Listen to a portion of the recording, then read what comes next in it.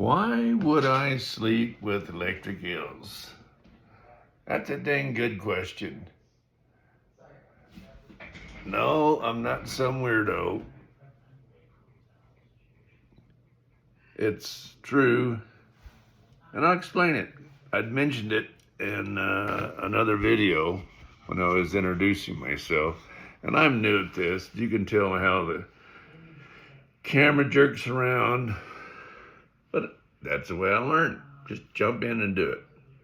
I'm a risk taker. So let's get into the story. A true life experience. I was in an island. The Cook Islands is a group of islands. And I've got a cheat sheet here that'll help me out here. It says the main Cook Island, Rarotonga, is the youngest island in the Cook Islands southern group. It has 2,140 foot high, jagged volcanic mountains with 3 layers of thick jungle. Yes, it does. Been there, done that. A simple half-day hike results in maroon and jungle stream overnight with electric eels. I didn't want to be there, but I was there. Cook Islands consist of 15 islands in the heart of the South Pacific, spread over an area the size of India, with a population no bigger than a small country town, about 13,000 people back when I was there. These unique and friendly Polynesians have their own language, dialect, enjoy a vigorous and diverse culture with significant differences between each island. It's amazing how isolation can create completely, just like Galapagos Islands, the finch birds, completely different species because they're separated from each other. The Cook Islands is a paradise explorer. Rarotonga is the island that I went and visited. It was simple. I thought, first of all, let me back up. I went there to be a real estate developer, build a resort or hotel, motel or something. That's what I did. But the economy was so bad in the States, I thought there's got to be a place in the world where I can go and make some money. Yeah, I like making money. So I went there and I rented a taxi or bummed a ride. I forget which one it was, because there was no motels, no hotels. I was staying in a hostel. Hostel is primarily for students. Harvard students put out a book once a year. They actually go and visit all these hostels all over the world, and their directions are really neat because it'll say the second doorway to the right, turn left. And there are these kind of instructions that'll get you to the right spot. And they've been there, done that, and they'll give you ratings. It's a very good reference material. And the quarters themselves are like barracks, Spartan, bunk beds oftentimes.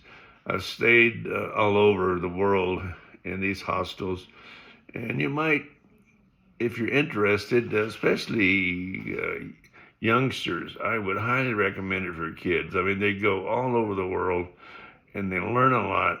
Like I met this Swedish guy in France. He was going back to do his military duty. He's like 21, something like that. And he had a guitar, and he'd never spent the night under the stars. That guitar, a universal language, it got him into houses, got him a bed. He was really a neat guy. He said something that was significant to me. Simple statement. He said, life is full of contrast. Well, what does that mean, contrast? I said, explain that. He said, well, if you've not been hungry, you don't enjoy a good meal. If you've not been up in the mountains, you don't enjoy the valleys. Contrast, the differences in between. And I think he's correct. He and I hitchhiked out of Paris. And he said, let's go to England. I said, but there's an ocean in between. Oh, that's no problem. We'll hitchhike a ride with a truck driver. Get on a truck and go across. Well, I trusted him. Seemed like a nice person. So we got on the freeway, started walking, and we didn't go very far. Police pulled over. Yeah, they do things like that. And said, hey, you can't hitchhike on this freeway. You got to go back. And he took us all the way back, like 2 or 3 miles we'd walked already. And we simply hitchhiked again, caught a ride, went all the way to Cayenne. That's where the invasion was. It's straight up and down cliffs on the French coast. And I told him, you know what? I don't want to risk getting arrested, whatever. I'll just pay the way and let's go to England. Well, he didn't want to go. So I went to England. They were just building the train there, the tunnel, and it wasn't completed. So I had to catch a boat, and I get over there, and I'm going to hitchhike. And I put out my thumb, and this guy with a beat up old jalopy pulled over. And he's got blood on the dash. Everything's all messed up. I'm really uneasy. I'm thinking, I don't want to be this next victim. So anyway, I had learned in my past, as I'd already mentioned in another video, life is nothing more than personal relationships. So I started talking to him. I kept talking to him in terms of the first town we came to, I got out of that car. It was not a comfortable feeling. And I learned that in England, the Eurail pass that I had, no good. You gotta have a Brit rail. These passes are unlimited travel. You get on the train, you can travel all you want. Mine was for 90 days. So I purchased one of those, and I went all over and enjoyed the process. But back to this Cook Island, sleeping with electric eels. I didn't forget. I got there, as I already said, idea, find opportunity for real estate development. Well, there was nothing. The comment that really stayed with me, I'd asked a local, some guy that owned a business of some sort, and I said, how come you guys don't have motels and resorts? You can make a lot of money. What for? He said, we got everything we need. The ocean and the land gives us everything we need. Mangoes, fish, okay, fine. I'd never had that thought go through my mind. Money wasn't important to him. I grew up real poor, 2-room house and an outdoor toilet. And I'd tell you stories about that. Also, we had a big earthquake in '52. And I remember electricity sparks shooting through the house. It had destroyed an electrical substation, and I don't know, maybe we got an override of voltage, but electricity shot through our house, and everything in the cabinets fell down. It was quite a deal. Refineries were destroyed, buildings destroyed, and that was an experience. So back to my experience of sleeping with electric eels, I decided, you know what, there's this island, there's a dirt road all the way around it. I'm gonna hike this mountain. It's like 2,000 feet up, no problem. So I asked for directions. Yeah, you go down here and you turn here and turn there, and okay, I can do that. So I went down there and started climbing. I was dressed in a t-shirt. I had a fanny pack, and there was a waterproof camera, some water, and shorts. So I started hiking. Pretty soon it gets steep, and then there's a rope. That's the only way you could go up, climb that rope. So I climbed the rope, and I keep going, and finally I reached the top. It's like a 20-foot square. That's it. I look over, there's a canyon. It drops down and up the next mountain, and there's a antenna on top. Well, I'm an electrical engineer. I thought, there's got to be a road to haul all that equipment up there. It must be a communication device. So I plunged. It kind of felt good because I know there's nothing poisonous, and I just like Indiana Jones tumble down and run and take giant leaps over bushes and reach the bottom, go back up, climb, climb, climb. Time I got up to the antenna, there's a little shack that its antenna was hooked to, and I go all the way around it. There is no road. So I am stuck here in the middle of the island, no road. It's late in the afternoon, like 2, 3 o'clock. And I thought, well, no problem. I'll just, because every Boy Scout knows, you go down the hill, find a stream, stay in that stream, eventually civilization. Hallelujah. So I go down and I find a stream.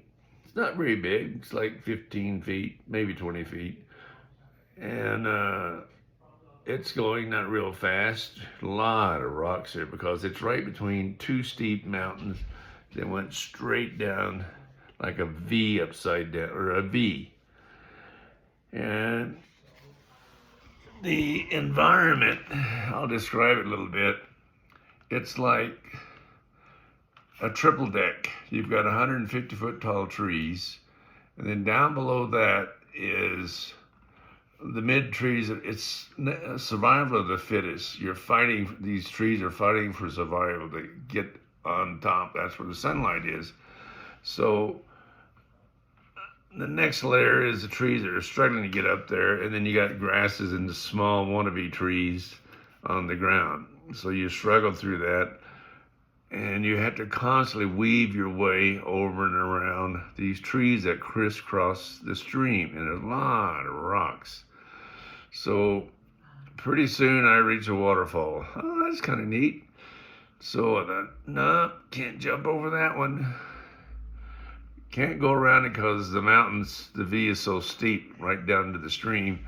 So I thought, no problem. So I climbed up a hill, then like 15, 20 feet up, went parallel to the stream, walked around it, dropped back down the stream, came to another waterfall.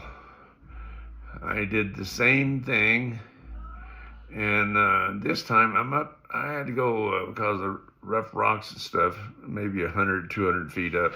It's a lot higher. And I get up there, and there's a big mudslide that happened, and there's just bare vegetation. There is nothing, just like a 45-degree slope, real steep. It's muddy, slippery, and I gotta somehow go across that. Well, I thought, I'll take my time. Nobody in the world knows where I am, by myself. I'm brave, not a problem. I can handle it. So I get up there, and as I'm crossing, I'm digging my hand in the mud to find roots, something to hang on to. And my worst fear happened. The root let go, broke right in my hand. Now I'm tumbling end over end, and I'm thinking, I can't hit those rocks to this down the bottom of the hill. There's real rocky, and the water runs through it. I don't want to land on that. And I'm tumbling, so the first thing you do, you flatten out to break the tumble. I did that, and I saw this one tree between me and the rocks down below. I grabbed that tree, my left hand, and it just jerked me crazy, man. I didn't let go either, because it's life and death to me at that point. And as I stop with a sudden jolt, and I can hear the rocks falling on down to the creek down below. And I do a quick mental inventory. Arms work, head works, I can think I'm all right. So I couldn't see out of my left eye. I thought, well, wonder what's going on there. But I don't let go of that left hand. I got a death grip on that tree. It was about 5, 6 inches in diameter. So with my free hand, my right hand, I reach over, scrape the mud off my face, and I see red streaming over my left eye. Well, I know I've split my eyebrows. Not a big deal because over your eye, there's a sharp bone. You see fighters that they bleed quite a bit getting smacked in the eye with somebody's fist. So I cleaned it up and now I'm stuck. Nobody knows where I am. I can't get help. And somehow I have to get out of this predicament and get down this mountain and cross that waterfall. Well, necessity is the mother of invention. I strongly believe in that because after at first seconds of being overwhelmed, I thought, okay, take it easy. I dug around the mud and I'd feel a rock and I'd pull myself forward. Now and then I'm concentrating, get down off of this mountain. So I didn't go a whole long ways parallel to the stream. I went down as steep as I could and still get across past that waterfall. And obviously, I made it or I wouldn't be telling you this story. And I back in the water, feeling pretty good. I'm like Indiana Jones. This is fun. Stomping around in there and come up to another waterfall. And it's getting dark now. I can't see where I am. And by the way, when it's dark, you walk along this stream stomping around. You only stay in the stream by the sound of the water stepping in, and also the sides of the hill gets so steep, it directs you back down in the water. And the trees are really thick growing across the stream, and you get smacked all over, pitch dark. And I'm falling down quite a bit because there's rocks. One of these falls, I feel down in front of me, and I feel this rock right in front of my teeth. And I'm thinking, you know what? If I'm not careful, I'm going to get hurt. So I thought, I'm going to stop. I felt around and found a flat rock. I thought, I'll just stay here all night. And when it gets daylight, I'll walk out of here. Well, it sounded good. I was concerned that what if it rains? Because remember, I'm in a tropical forest. And this water, the river turns into a raging river, I'm in deep trouble. So I looked ahead above me and I could see once in a while stars above. Boy, that was a good sign. So I became fixated looking for the stars, and I'm there maybe 30 minutes, 45 minutes. Right beside me is a flash of blue light. And believe it or not, the tree leaves had sparked, some of them, not all of them, but some of them actually sparked electricity. Immediately, I know what I'm dealing with. That's an electric eel. And I've been stomping around that river, that creek, half the day. So I'm not getting back in that water. No way. So I stayed on that flat rock all night. And I continued seeing flashes going off. And I had a waterproof camera I pulled out of my fanny pack. Took a picture of myself. I thought I was pretty cool, but I had sheer terror in my eyes. I was not comfortable. So I would sleep 10, 15, 20 minutes, wake up, check the clouds, the stars, because I'm concerned, as I said already, about raining. Got through the night. The next morning, sun up, I couldn't believe what kind of jungle I'm in. It was very thick. The trees are just solid crisscross across the stream. So I had to weave my way over, under, around all the branches, the limbs, get out of there. And it took a while, like 2 or 3 hours. The next thing I heard, it sounded so good. Chicken crowing. I love that sound. That means I'm close to civilization. So I got out of there and Kept walking, eventually found some houses, some guy in a flatbed truck. That means there was no bed in the back except he had built a homemade, just plywood. And he stopped. I had mud and blood all over me from my eye. And he said, "What the hell happened?" I explained what happened. He got me a ride, took me back to the hostel. Interesting into this story, about 2 or 3 months later, I was at a different location. I was in Fiji. And it's another story. I built a raft made out of bamboo. These were huge bamboos, about 6 inches diameter. I traded a rugby football to a village up in the highlands, and they floated down the river. They called it the Riva, because their W's pronounced V, and floated down to the village. I was staying with the chief. I slept in his wife's bed with a canopy because the mosquitoes were bad, and I had built this humongous raft. And it's interesting. That's another story, but it will continue. I've lived a life with challenges, opportunities, and I've tried to do it rather than wish I had done it. So stay tuned. I'll tell you about the next adventure and also some good advice about life. Don't forget, click subscribe that you like the channel, and let's learn from each other. Feel free to give me comments what your questions are, and let's make this a good experience for both of us. Have a great day. Goodbye.